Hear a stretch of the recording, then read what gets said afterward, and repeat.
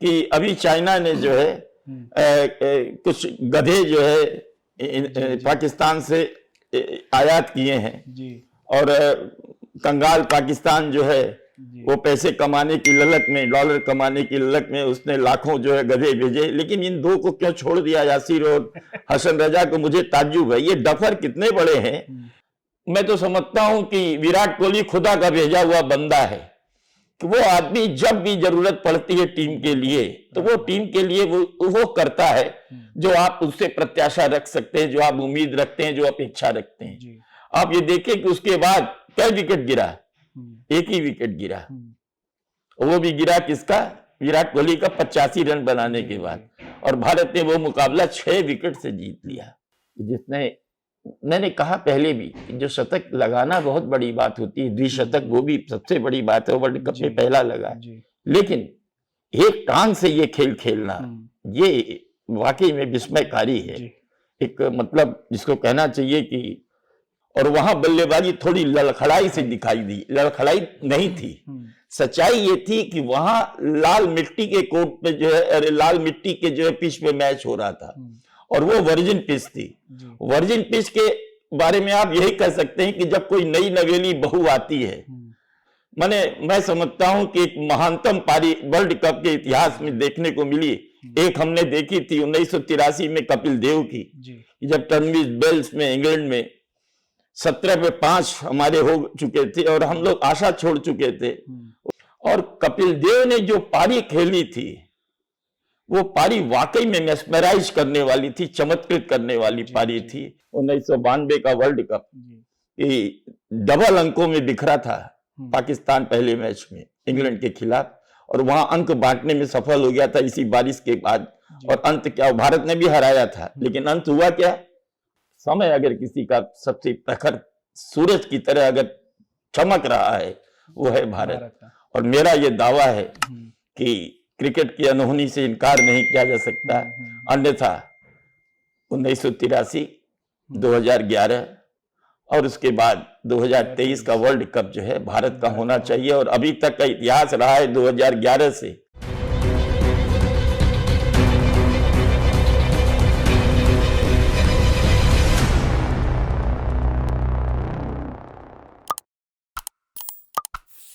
जय Hind, Vande Mataram. Expose times में आपका स्वागत है। मैं हूं मुनीश श्रीवास्तव और आज हम बात करेंगे क्रिकेट वर्ल्ड कप की।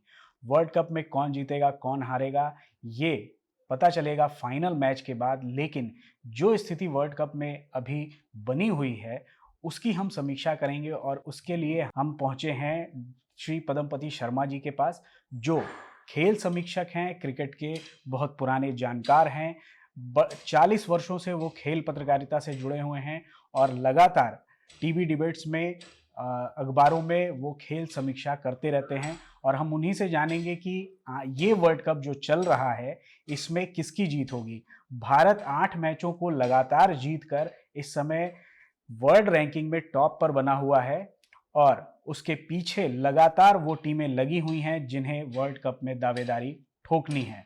तो आइए बात करते हैं पदमपति सर से और जानते हैं वर्ल्ड कप की इस समय क्या स्थिति है और आने वाले समय में भारत कितना दावेदार है, उसके साथ और टीमें जो हैं वो कितनी दावेदार हैं वर्ल्ड कप अपने हाथ में लेने के लिए। तो आइए बात करते हैं पदमपति सर से। सर, आपका बहुत बहुत स्वागत है एक्सपोज टाइम्स में। नमस्कार सर, सबसे पहला सवाल कि वर्ल्ड कप किसके हाथ आने वाला है? देखिए, ये तो विधाता के हाथ में भी नहीं होगा, क्योंकि cricket is a game of glorious uncertainties, महान अनिश्चितताओं का खेल है। और फटाफट क्रिकेट में तो एक दिन अगर खराब हो गया तो सब कुछ खत्म हो जाता है। लेकिन मैं 1979 से 1979 से प्रत्यक्ष रूप से वर्ल्ड कप के सभी मैचों से जुड़ा हुआ हूँ। 75 में बच्चा था, छोटा था, तो क्रिकेट कमेंट्री से देखता था, सुनता था, बहुत ध्यान नहीं दिया था। लेकिन 1979 से मैं अखबार में आ चुका था और मुझे कवर करना था, तो मैंने इन मैचों को बहुत करीब से देखा है। मुझे याद नहीं आता कि वेस्ट इंडीज के बाद, कालजयी वेस्ट इंडीज के बाद जो 75 और 79 में वेस्ट इंडीज ने प्रदर्शन किया था, उसके बाद किसी भी टीम ने इतने स्थायित्व के साथ, इतनी कंसिस्टेंसी के साथ जी प्रदर्शन किया हो, मैं समझता हूं भूतो न भविष्यति। इस टीम से उम्मीद तो थी, बहुत परफेक्ट टीम थी, लेकिन इतनी सर्वांगीण मतलब इतनी समग्रता के साथ प्रदर्शन करेगी, यह वाकई में मेरे लिए कल्पनातीत था। चाहे वो बॉलिंग रही हो भारत की, पेसर्स रहे हो, चाहे स्पिनर्स रहे हो, चाहे भारत की बल्लेबाजी रही हो, शीर्ष क्रम रहा हो, मध्य क्रम रहा हो, ये सर्वांगीण प्रदर्शन जो था वो वाकई में अद्भुत, मतलब मैं बता नहीं सकता। आप देखिए कि अगर कोई एक असफल होता है तो दूसरा उसको संभाल लेता है। और शायद ही कभी ऐसा हुआ हो कि सामने वाले हमारे मीडियम पेसर्स ने क्या बोलते हैं, पावर प्ले में अपोनेंट के विकेट न गिराए। और आप देखिए कि पिछले लगभग 4 मैचेस में आपने देखिए कि जहां भारत ने लक्ष्य का पीछा किया है। हम इसकी शुरुआत कर सकते हैं एशिया कप के फाइनल से, कि जहां 50 रन पे ढेर किया था श्रीलंका को फाइनल में।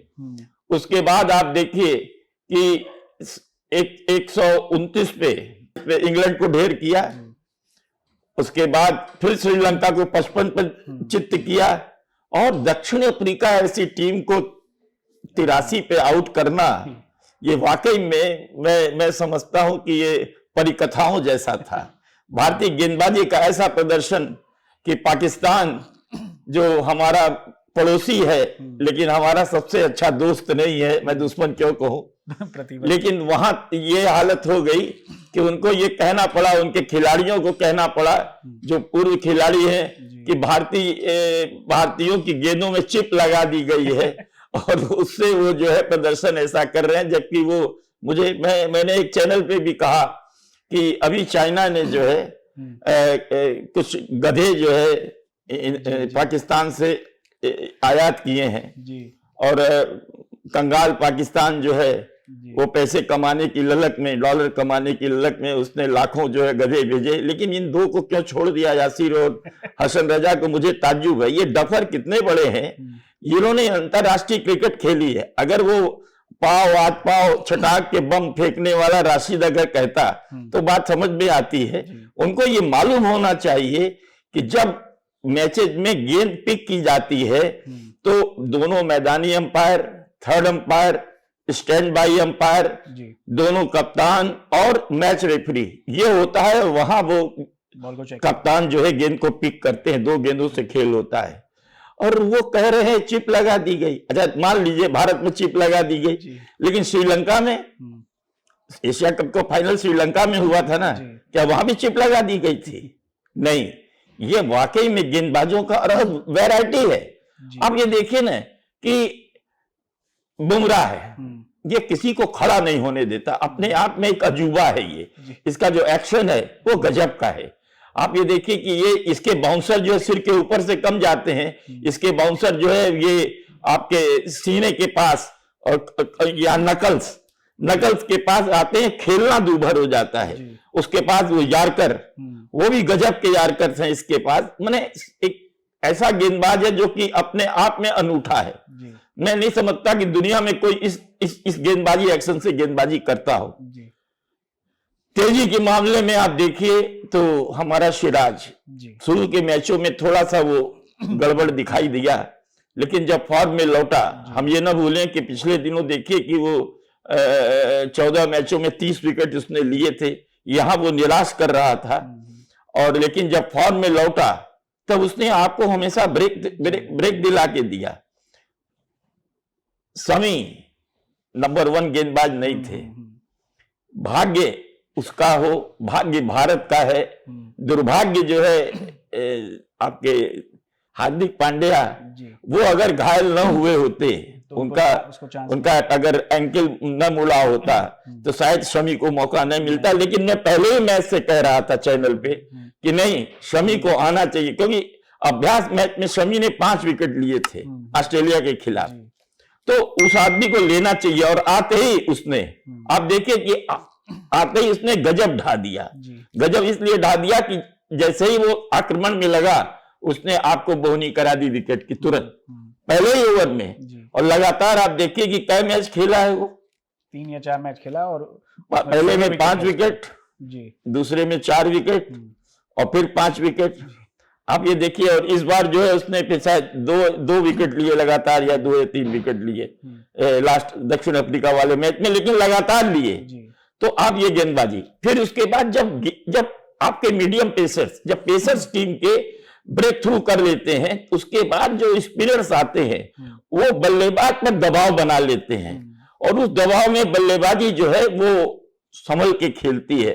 और वहां देखिए आपके, चाहे वो कलाई का स्पिनर चाइना में कुलदीप रहा हो और चाहे वो रविंद्र जडेजा, आखिरी मैच में देखिए ना कमाल किया। और हर गेंदबाज अपने दिन विशेष पर कुछ गजब ढा रहा है, और उनमें एक रविंद्र जडेजा है, 5 विकेट ले लिया उसने, और ये दूसरी बार ऐसा किया उसने वनडे मैच। रन भी बनाया और इधर रन बनाना, फील्डिंग करना, और उसके बाद गेंदबाजी करना, और विकेट टू विकेट उसके एंगल, जो गेंद आती है, जो एंगल से जो गेंद मारता है, कोण से जो मारता है गेंद, वो कांटा का पानी नहीं मिलता। और दूसरा क्या है, आप ये देखिए कि रन नहीं देता जी, बहुत किफायती गेंदबाज है।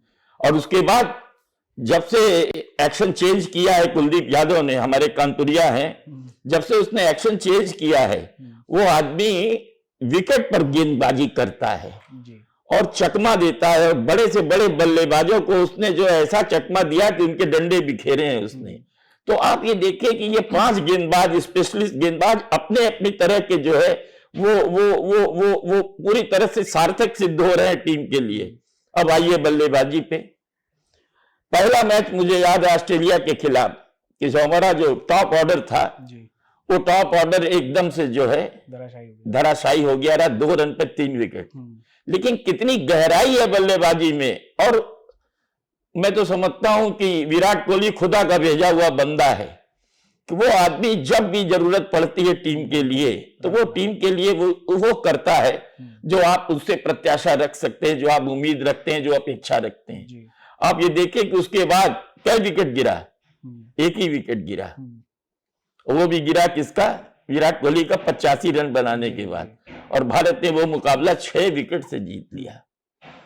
उसके बाद आप देखिए कि बल्लेबाजी हमारी हमेशा क्लिक करती रही। क्लिक इसलिए करती रही कि हमारे गेंदबाज काम कर लेते थे, और बहुत छोटा स्कोर मिलता था इनको चेस करने के लिए। एक अफगानिस्तान के खिलाफ जरूर 273 का स्कोर मिला था, बाकी आप देखिए तो कोई खास स्कोर नहीं मिला।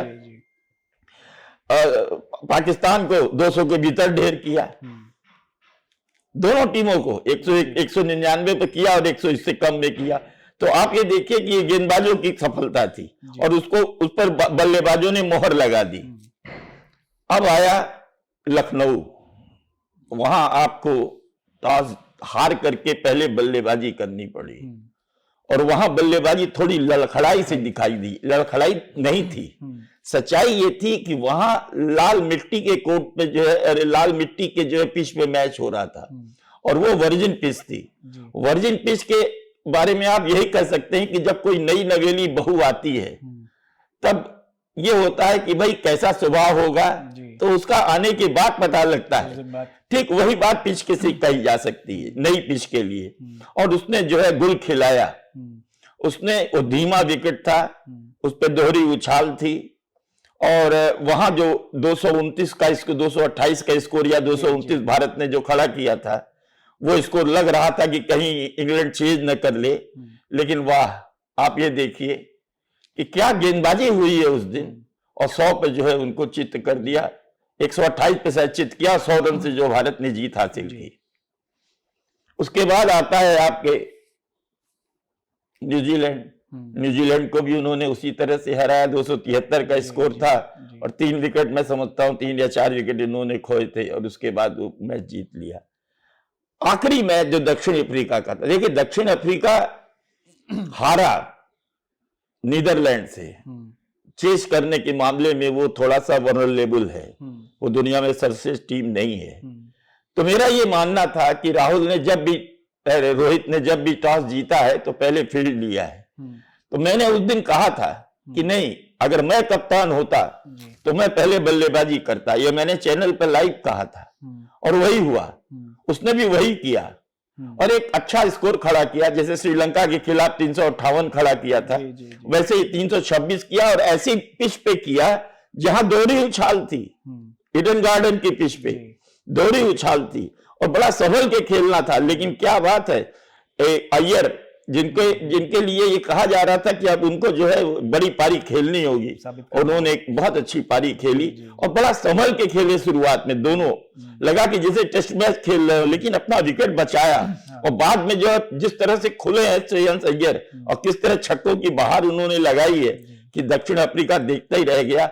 और 326 का स्कोर ईडन गार्डन के विकेट पे जो है तो कोई मामूली स्कोर नहीं था, इसको चेस करना लगभग नामुमकिन था और वही अंत में हुआ। और आप देखिए कि किस तरह 83 पर ढेर किया है दक्षिण अफ्रीका को, जो महाबली कहा जा रहा था वो वाकई में नंबर 2 पे रहा तो नंबर 2 पे ही रह गया। इस तरह का सर मैच अभी तक देखने को नहीं मिला है, मतलब क्रिकेट के इतिहास में एक तरफा जो जीत हो रही है। भारत में बहुत सारे ऐसे दर्शक है जो निराश हो रहे हैं कि जो कांटे की टक्कर देखना चाहते थे, लेकिन भारत का जो प्रदर्शन है वो ऐसा है कि वो एक तरफा मैच जीतने का जो इतिहास जो रचा जाए ये मैंने कभी जीवन में नहीं देखा है। इस तरह का समग्र, मैंने पहले ही कहा आपसे कि इस तरह का ऑलराउंड परफॉर्मेंस और पूरी कंसिस्टेंसी के साथ मुझे याद नहीं आता। और इतना अच्छा जो हमारे सामने ये हमारे बैक बेंच जो है, हमारे जो बेंच में बैठे खिलाड़ी हैं कि आप सोचिए कि दुनिया का सबसे ज्यादा विकेट लेने वाला आप स्पिनर अश्विन वो बैठा हुआ बेंच पर, उसको मलाल नहीं है। आप ये देखिए ना कि ये इनको मलाल नहीं है। इसी तरह से वो क्या नाम है दूसरा जो आपके बल्लेबाज है, विकेट कीपर है, उसने एक मैच खेला, 2 मैच खेला, लेकिन वो नहीं चल पाया। तो आप देखिए कि कुल मिलाकर के स्थिति यह है कि जो बेंच पर बैठे हुए खिलाड़ी हैं वो भी जान रहे हैं कि इस टीम में कोई बदलाव की गुंजाइश नहीं है। लेकिन एक बात मैं कहना चाहूंगा, कल जो मुकाबला हुआ है ऑस्ट्रेलिया और अफगानिस्तान के बीच में, मैं अफगानिस्तान को दाद दूंगा, मैं सैल्यूट करना चाहूंगा कि एक नई टीम जो है, एक बच्चों वाली टीम जो है, बच्चे अब किशोर नहीं हैं, बच्चे अब जवान हो चुके हैं और वो मैच्योर हो गए हैं और क्या मैच्योरिटी उन्होंने दिखाई है। कल वो मैच जीत की देहरी पर पहुंच चुके थे जब उन्होंने 292 बनाया और 91 पर ऑस्ट्रेलिया के 7 विकेट गिरा दिए। तब किसने ये कल्पना की थी कि मैच जो है वो अफगानिस्तान हार जाएगा। लेकिन क्या बात है, ग्लेन मैक्सवेल, मैं समझता हूं कि एक महानतम पारी वर्ल्ड कप के इतिहास में देखने को मिली। एक हमने देखी थी 1983 में कपिल देव की, जब टर्नविज बेल्स में इंग्लैंड में 17 पे 5 हमारे हो चुके थे और हम लोग आशा छोड़ चुके थे। उस दिन बीबीसी ने टेलीविजन पे जो है वो हड़ताल रखी थी, इसलिए कोई देख नहीं पाया भारतीय दर्शक। बाद में वीडियो आए, उन्होंने देखा होगा, लेकिन वो वीडियो नहीं बना उसका। मैच की कमेंट्री लोगों ने सुनी रेडियो पे और कपिल देव ने जो पारी खेली थी वो पारी वाकई में मेस्मराइज करने वाली थी, चमत्कृत करने वाली पारी थी। 175 नॉट आउट, और जब पारी खत्म हुई, उस समय 60 ओवरों का मैच होता था, जब पारी खत्म हुई तो भारत, मुझे याद आता है कि 8 विकेट पर 266 रन बना चुका था और एक बहुत अच्छी टीम हुआ करती थी उन दिनों जिम्बाब्वे की। आज की तरह से इस तरह की नहीं थी, बहुत तगड़ी टीम थी और उसको 31 रन से हराया और वहां से वर्ल्ड कप जो है भारत के पक्ष में आ गया था। वैसी ही पारी हम लोग आज तक कपिल को याद करते हैं, लेकिन अब क्रिकेट जमाना, क्रिकेट जगत जो है ग्लेन मैक्सवेल को याद करेगा कि वो डबल सेंचुरी जो उन्होंने लगाई, बहुत बड़ी बात है। लेकिन उससे भी बड़ी बात है कि एक टांग से लगाई, क्रैम्प हो गया था उस आदमी को, लेकिन उसने खड़े खड़े और अगला विकेट नहीं गिरने दिया। ठीक है, कमिंस का कैच छूटा और ये होता है क्रिकेट में, कुछ कैच पकड़े जाते हैं, लिए जाते हैं, कभी कभी कोई बहुत वो निर्णायक बन जाते हैं। तो अफगानिस्तान कोस रहा होगा कि क्यों उसका कैच छूटा, लेकिन आप देखिए कि फिर कोई 8वां विकेट नहीं गिरा और 200 रन की पार्टनरशिप, 202 रन की पार्टनरशिप हुई है।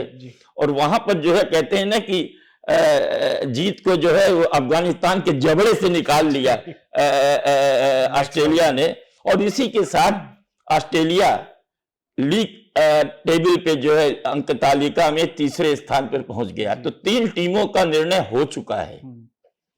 भारत नंबर 1 पे है, दक्षिण अफ्रीका नंबर 2 पे है, ऑस्ट्रेलिया नंबर 3 पे पहुंच चुका है। इन तीनों को कोई हिला नहीं सकता। जी जी जी। चाहे ये मैच हार भी जाए, अगला एक मैच उनका हार भी जाए, कोई फर्क नहीं पड़ता। अब फंसा है मामला कहाँ? अब फंसा है पाकिस्तान, न्यूजीलैंड और अफगानिस्तान जी। अब ये तीनों अगर एक एक मैच भी जीत लेते हैं, अफगानिस्तान को 2 मैच खेलने हैं, बाकी टीमों को एक एक मैच खेलना है। अगर आप जीत लेते हैं मैच जी, तो 8-8 पॉइंट हो जाएंगे, और 8-8 पॉइंट जब होंगे तो रन रेट के आधार पर जो है वो चौथी टीम का, माने भारत को जिस टीम से खेलना है वो ये 3 टीमें हैं जी। इन 3 टीमों में से ही किसी को खेलना है। और मुझे लगता है अभी अगर देखा जाए रन रेट के आधार पर तो न्यूजीलैंड जो है, जिसने पहले लगातार 4 मैच जीते थे और वो अभागा है जी कि 400 रन बनाने के बावजूद वो जो है हार के निकला बाहर पाकिस्तान के खिलाफ। नहीं तो पाकिस्तान का उसी दिन जो है बाजा वो मैच तो बच गया होता। बारिश ने पाकिस्तान के हाथ बारिश तो भाग्य है पाकिस्तान का, और कोई कह नहीं सकता। मुझे याद आता है 1992 का वर्ल्ड कप कि डबल अंकों में बिखरा था पाकिस्तान पहले मैच में इंग्लैंड के खिलाफ, और वहां अंक बांटने में सफल हो गया था इसी बारिश के बाद। और अंत क्या, भारत ने भी हराया था, लेकिन अंत हुआ क्या? अंत ये हुआ कि वो जो है वर्ल्ड कप जीत गया। तो कौन जानता है कि भाग्य देवी किस पर मुस्कुरा रही है और क्या हो जाएगा। तो ये मैंने जिसको कहते हैं ना कि हार के कगार से वापस हुआ है, तो कुछ कर सकता है। हालांकि कोई परफॉर्मेंस उसका देखा जाए तो उतना बेहतरीन नहीं है। जो उसके पास गेंदबाजी है वो गेंदबाजी कहीं से भी मुझे उतनी लय में नहीं दिखाई दी। तो वो टीम भी है। सबसे बेहतरीन बॉलिंग तो बांग्लादेश वालों की है। हाँ, अफगानिस्तान की आप देखिए ना, अफगानिस्तान ने हर टीम को जो है भारत के खिलाफ भी 273 बनाया था। जी। तो ये अलग अपनी बात है। उनकी बात, स्पिनर बहुत अच्छे हैं, फास्ट बॉलर बहुत अच्छे हैं। कल इब्राहिम ने जो शतक लगाया था, देखने लायक शतक था। वो शायद अफगानिस्तान के लिए पहला शतक वर्ल्ड कप, वो पहला शतक इब्राहिम का था, लेकिन उसको धो के रख दिया मैक्सवेल ने।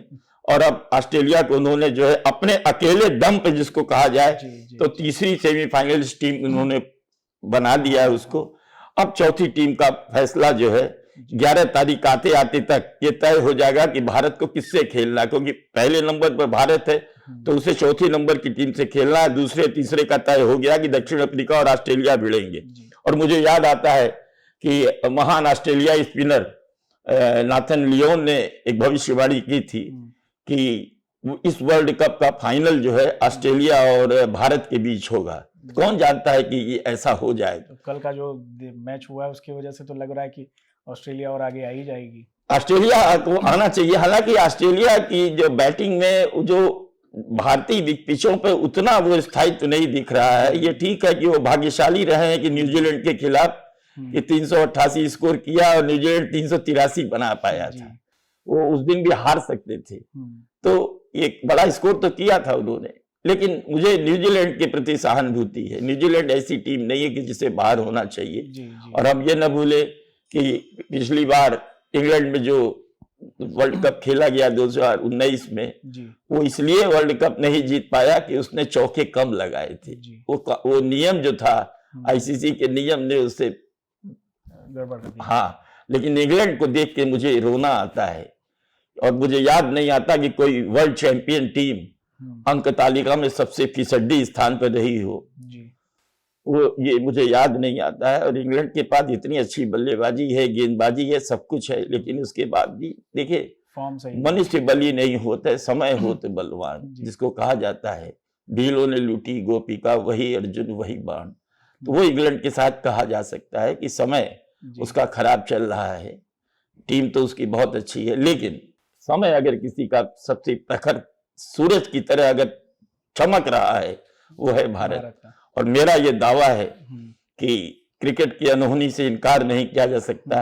अन्यथा 1983, 2011 और उसके बाद 2023 का वर्ल्ड कप जो है भारत का होना चाहिए। और अभी तक का इतिहास रहा है 2011 से हमेशा मेजबान टीमों ने विश्व कप जीता है। सर आगे बढ़े तो ये बताइएगा, जो भारत की समय बैटिंग का एक क्रम है, काफी लंबा क्रम है। एक तरफ से बॉलिंग, मतलब एक कसी हुई टीम है। भारत की जो बैटिंग लेंथ है उसको अगर आप कंपेयर करें दूसरी टीमों से तो आप उस पर थोड़ा सा जानकारी दीजिए। देखिए, सबसे बड़ी बात क्या है कि भारत की ओर से जो रोहित शर्मा है और शुभमन गिल, जी ये दोनों एक बहुत तेज शुरुआत करते हैं। हाँ बिल्कुल। पावर प्ले में जब वो धनाधन कर देते हैं, उसके बाद जो बाद में बल्लेबाज आते हैं उन पर प्रेशर कम हो जाता है। और फिर हमारे पास सदाबहार विराट कोहली है। अब ये देखिए कि पिछले मैच में उसने अपने जन्मदिन को सार्थक किया है और साथ में सचिन तेंदुलकर, सर्वकालिक महानतम बल्लेबाज जिसको कहा जाता है, उस सचिन तेंदुलकर के 49 शतकों की बराबरी की है। लेकिन सच्चाई ये भी है कि सेल्फलेस खिलाड़ी है विराट के स्कोर को अगर आप देखिए तो 85, 87, 95, ये 3 भी उस पर सेंचुरी बना सकता था वो। और वो कब का रिकॉर्ड पीछे छूट गया होता सचिन का, लेकिन वो टीम के लिए खेल रहा था। और उसने अंत में जो 1 शतक और लगाया, और पहले 2 शतक तो उसके हो ही चुके हैं। और 3 जो यानी कुल मिला के मुझे लगता है कि 5 शतक होने चाहिए। और क्या बल्लेबाजी करता है, मतलब मैंने इसको स्कूल क्रिकेट से देखा है तो मुझे लगा कि ये एक सीधे बल्ले से खेलने वाला बल्लेबाज जो विकेट टू विकेट बॉलिंग करता है। अंडर 19 का जो वर्ल्ड कप जीता था विराट कोहली के नेतृत्व में, तो ये सामान्य सा बल्लेबाज लगा। लेकिन क्या ट्रांसफॉर्म हुआ है अंतरराष्ट्रीय लेवल पर आने के बाद, कि मुझे लगता है कि अगर इसकी फिटनेस बरकरार रही सचिन की तरह, सचिन की तो फिटनेस नहीं थी लेकिन सचिन 25 साल खेले, अगर 5-6 साल और खेलेगा तो इसके भी 100 शतक हो जाएंगे, इसमें कोई आश्चर्य नहीं होगा। रोहित शर्मा को आपने देखा ही, शतक लगा चुके हैं, हिटमैन के रूप में विख्यात हो चुके हैं। शुभमन गिल बहुत आगे तक जाएगा, अभी बच्चा है, मेच्योरिटी और आनी चाहिए, और अंदर आने वाली गेंद जो होती है थोड़ा सा उस पर वो संदिग्ध होता है। हाँ, केएल राहुल ने 1-2 मैचों में अच्छा दिखाया है, लेकिन अभी उनकी जो जिस तरह से ब्लॉसम होना चाहिए वो नहीं हो पाए। श्रेयस अय्यर शुरू में निराश किया, खास तौर पे 60 पिच गेंदों पे, लेकिन बाद में क्या हुआ कि उन्होंने बहुत अच्छी पारियां खेली हैं। और किस तरह से पटले 6 लगाते हैं, देख के तबीयत खुश हो जाती है, मुझे सहवाग की याद आ जाती है उनके उस तरह के सिक्सर से। उसके बाद T20 का जो मिस्टर 360, न जाने क्यों उतनी अच्छी इनिंग नहीं खेल पा रहे हैं, लेकिन सूर्य कुमार यादव को मुझे लग रहा है कि सूर्य कुमार यादव भी बहुत दूर तक जाएगा। थोड़ा सा भाग्य का सहारा चाहिए उसको। और उसके बाद आपने रविंद्र जडेजा को देखा कि जब जरूरत पड़ी है तो वो काम आए हैं, नॉट आउट होकर निकले हैं या उन्होंने तेजी के साथ रन बनाए हैं। तो कुल मिला के आपकी बल्लेबाजी कितनी बेहतरीन जा रही है। लेकिन साथ ही साथ मुझे एक बात कहनी है, और वो ये कहनी है ग्लेन मैक्सवेल के बारे में। मैं अभी तक भूल नहीं पाया हूं उस पारी को। 201। अगर मैं ये कहूं कि अविश्वसनीय, अकल्पनीय, चमत्कारिक, अद्भुत, मतलब हम पहले याद करते थे कपिल देव की पारी, उस पारी को जो जिम्बाब्वे के खिलाफ 1983 में उन्होंने खेली थी लेकिन अब लोग याद करेंगे ग्लेन मैक्सवेल की पारी को, जिसने, मैंने कहा पहले भी, जो शतक लगाना बहुत बड़ी बात होती है, द्विशतक वो भी सबसे बड़ी बात है, वर्ल्ड कप में पहला लगा, लेकिन एक टांग से ये खेल खेलना, ये वाकई में विस्मयकारी है। एक मतलब जिसको कहना चाहिए कि हैरत अंगेज। ट्विटर पे मैं पढ़ रहा था कि मैक्सवेल की जो बैटिंग थी वो इस तरह की थी जैसे कि वो बॉल को झाड़ू लगा रहा है। हाँ, सही है, नहीं, खड़े होके आप सोचिए कि इतने अच्छे बॉलर हैं कि वो आगे इसको फंसा सकते थे, लेकिन खड़े खड़े उसने मारा है। तो मैंने कहा ना, एक टांग के बल पर। तो ये एक मतलब करिश्माई बल्लेबाजी थी। इसके लिए मैं मुझे सलाम करूंगा, मैं सैल्यूट करूंगा। दो राय नहीं। क्रिकेट देखिए अपने आप में महान गेम है और रिकॉर्ड बनते हैं रिकॉर्ड टूटने के लिए, समझ रहे हैं, कोई भी अक्षुण्ण नहीं है। लेकिन आने वाले वर्षों में मुझे इंतजार होगा, कोई ऐसा आएगा। T20 ने बहुत कुछ खेल को चेंज किया है, बल्लेबाजी को चेंज किया है। ये अब 300 का स्कोर भी सेफ नहीं है, 350 का स्कोर भी सेफ नहीं है। जमाने में 250 का स्कोर सेफ माना जाता था।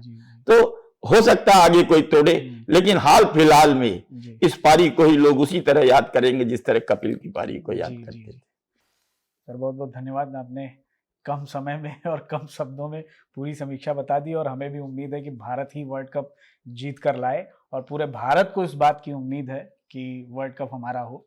तो आपका सर बहुत बहुत धन्यवाद। नमस्कार।